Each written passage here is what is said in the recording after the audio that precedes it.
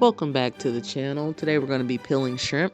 As you see, I'm starting with a full prong. We're going to gently remove the head, and do not throw that away because that is precious cargo. We're going to use that to make our fish stock and perhaps a bisque. After you get the head removed, you're going to go underneath the shell and remove all of the shell. I like to start with the legs, a little easier grip. And with the bigger ones, I tend to like to leave the tail on just for presentation. But if that's not what you're about, then don't do that. After we get all the shell off of the shrimp, we're going to go down the back side of it and take that little funky piece out.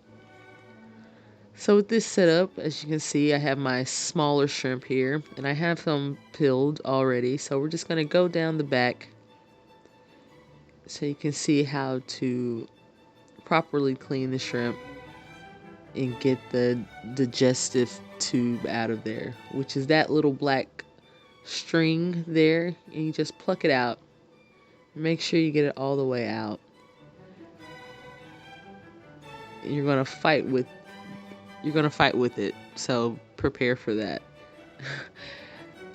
After you're done, move on to the next one and keep on going. And just like that, you learned how to properly clean and peel shrimp.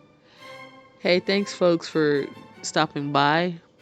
Please check me out on Instagram at The Actor Chef, and visit the website if you need some catering done in the Texas area at rdcatering4u.net. That's rdcatering, the number 4, the letter U.net. And until next time, keep on cooking.